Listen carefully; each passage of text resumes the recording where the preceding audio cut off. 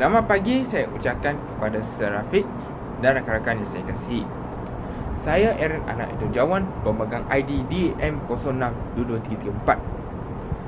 Pada hari ini, saya akan membentangkan hasil kerja kumpulan kami, iaitu 5 kebaikan dan keburukan di antara menonton movie di sinema dan home theater. Pertama sekali, izinkan saya untuk menerangkan sedikit lebih lanjut mengenai movie. Movie dia adalah salah satu series yang telah pun dirakam dalam bentuk gambaran dan dia telah pun diletakkan dalam satu skrin yang bercahaya. Disebabkan ada berlakunya fenomena optik yang dikenali sebagai persistence of vision, ia telah memberikan satu ilusi yang sebenar, yang smooth dan juga continuous movement. Sebagai contoh, movie ni kita boleh nampak dari segi sama ada melalui sinema ataupun home theater. Menonton movie itu juga adalah salah satu cara yang terbaik untuk kita entertain ourselves with the whole family. Dan dia juga boleh didapati dengan pelbagai cara. Ada kita boleh menonton television broadcast dan juga social media. Setiap movie kena ada genre tersendiri. Contohnya lah, kalau ada yang suka menonton cerita hantu, mungkin ada movie yang tergolong dalam satu horror movie, ataupun ada yang suka menonton drama, ataupun ada yang suka menonton aksi yang lasak dan lain-lain. Ada setengah movie itu juga dia boleh considered as a true story based on a real life event. Maksud dia di sini adalah ada movie ni dia ada satu cerita yang sebenar berdasarkan kejadian di kehidupan yang sebenar yang sepatutnya dia dah berlaku pada masa yang lepas, tapi dia boleh reka balik cerita tu dan dia jadikan sejarah. So itulah, kalau nak menonton movie yang berkaitan bersejarah, saya suggestkan tolong cari movie yang ada berkaitan real life. Tak kisahlah dengan negara kita ke, dengan negara luar ke, dan macam-macam lah. Okay, itu sahaja daripada saya untuk introduction pada kali ini.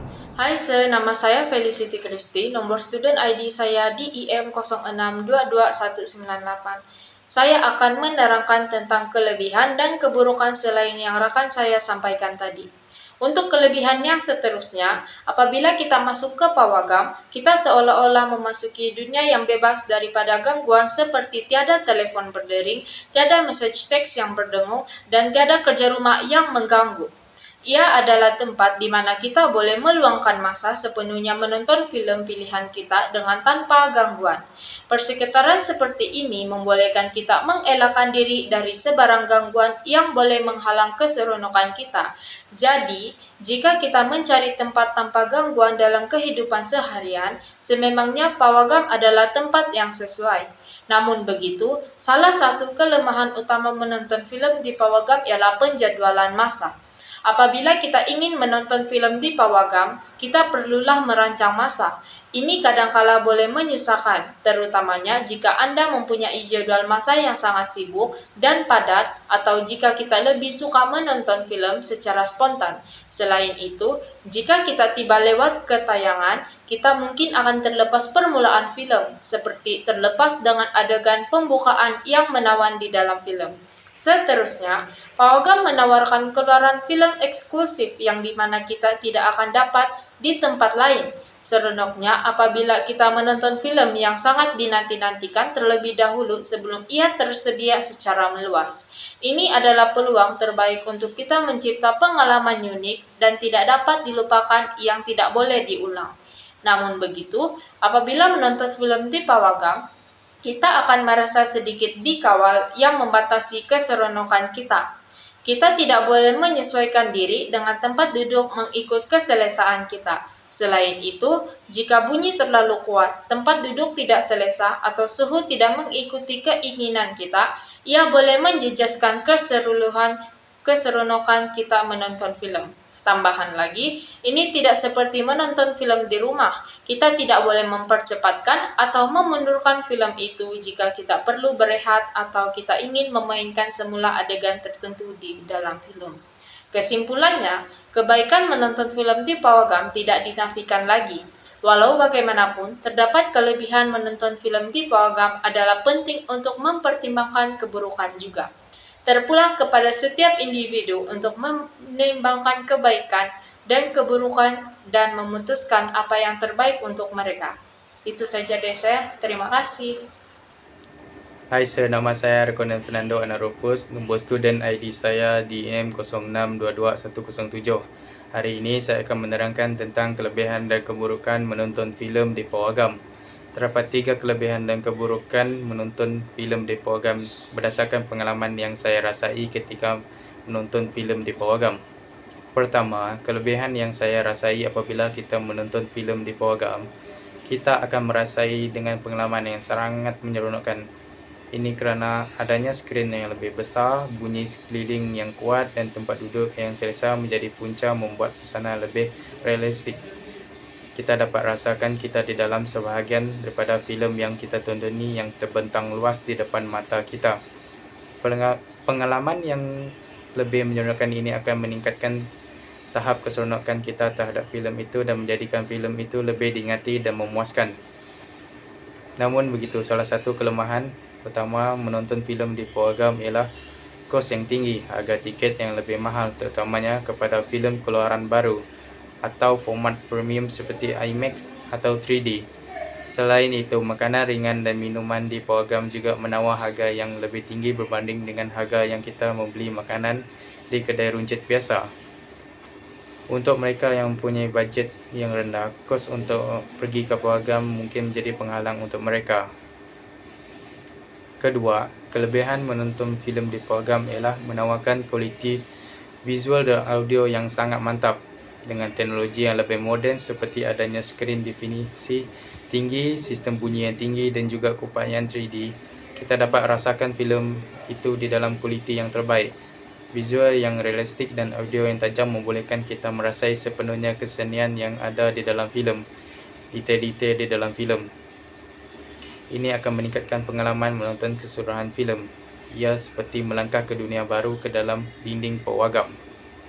Namun begitu, kelemahan menonton filem di pawagam ialah pawagam hanya menyediakan pilihan filem yang terhad.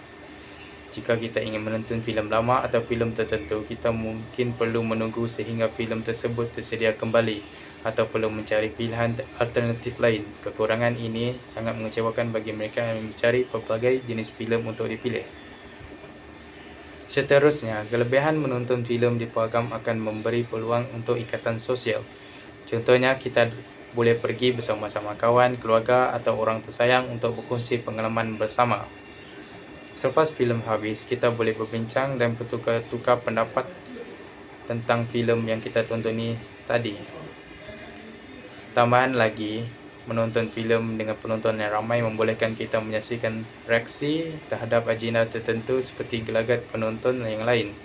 Ini menambahkan pengalaman yang menyeronokkan dan tidak dapat dilupakan. Pawagam sememangnya menjadi tempat kegembiraan bersama. Namun begitu, kehadiran orang ramai dengan bunyi bising boleh menyebabkan keburukan apabila kita menonton filem di pawagam. Pawagam akan sesak terutamanya pada waktu cuti atau keluaran filem popular. Ini boleh menyebabkan perkesaran yang bising dan mengganggu. Ia membuat kita sukar untuk melibatkan diri sepenuhnya di dalam filem. Tingkah laku penonton lain seperti bercakap, menggunakan telefon bimbit mereka dengan mengunyah makanan dengan kuat boleh memberi kesan negatif kepada keseluruhan pengalaman menonton filem di pawagam. And good day to Surfy. My name is Jared Betters. ID number DEM 0622191 from batch 27B, here to talk about 5 advantages of watching movie in home theater for this topic. The advantages is less expensive than going to the cinema because there's no admission fees. Also, you can watch movie on DVDs, Blu-rays that you already own. Additionally, personalized viewing experience with complete control over the viewing environment in home theater. Besides, alter the volume, screen size, and sitting position to your desire, and the freedom to pause or rewind or take break whenever you like during the film. There's no need to add higher to set showtime, and you can enjoy movie in your home theater whenever it suits you. It enables you to design a custom movie viewing schedule that fit your lifestyle. Overall, it can offer a sense of comfort that not achievable at a theater, and allowing you to watch a movie with your family or friend alone that's free from outside distraction and commotion. Lastly, complete control over comfort element like seating, temperature, and cleanliness. You can unwind in your preferred seat, change the room temperature, and ensure cleanliness to improve your viewing experience. Moreover, you can also enjoy your favorite snack and beverage without having to pay for pricey concession. Like that, guys. That's all from me. Thank you. Selamat pagi Sir Rafiq. Izinkan saya untuk meneruskan pembentangan saya pada hari ini, iaitu 5 keburukan menonton video dalam home theater. Pertama sekali adalah mengalami kekurangan sosial pengalaman. Ia boleh dijadikan sebagai boleh berlakunya antisosial. Disebabkan itu, dia dapat mengalami kekurangan sosial aspek apabila kita pergi ke sinema bersama dengan keluarga ataupun kawan-kawan. Ia juga tidak memberikan satu keseronokan yang bersama ataupun discussion apabila kita menonton movie dalam satu grup. Yang kedua adalah limited movie selection, ataupun dalam sebenarnya adalah pilihan movie yang terhad.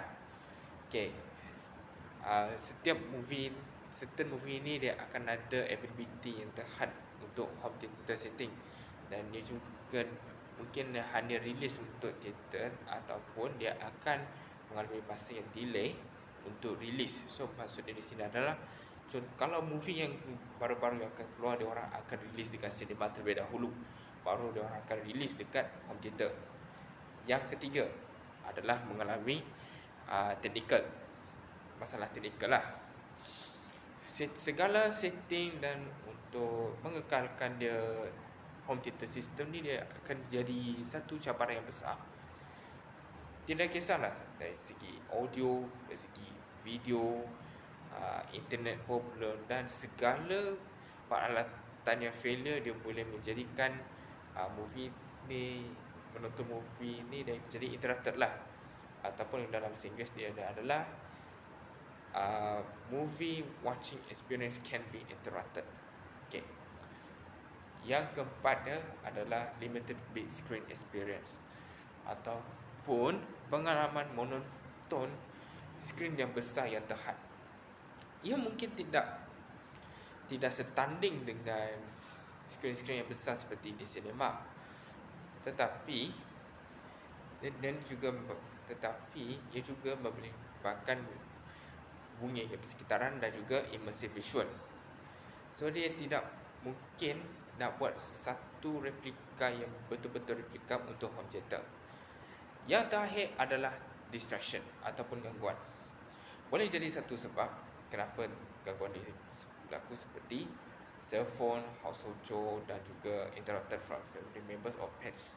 So segala gangguan ini dia akan menjadi satu jadi yang tak seronok bila kita nak tengok movie. Dan ia jadi kerana kita nak menonton movie dengan mood yang tak bagus. Itu sahaja daripada saya. Sekian, terima kasih. Assalamualaikum and good day to Sir Fik.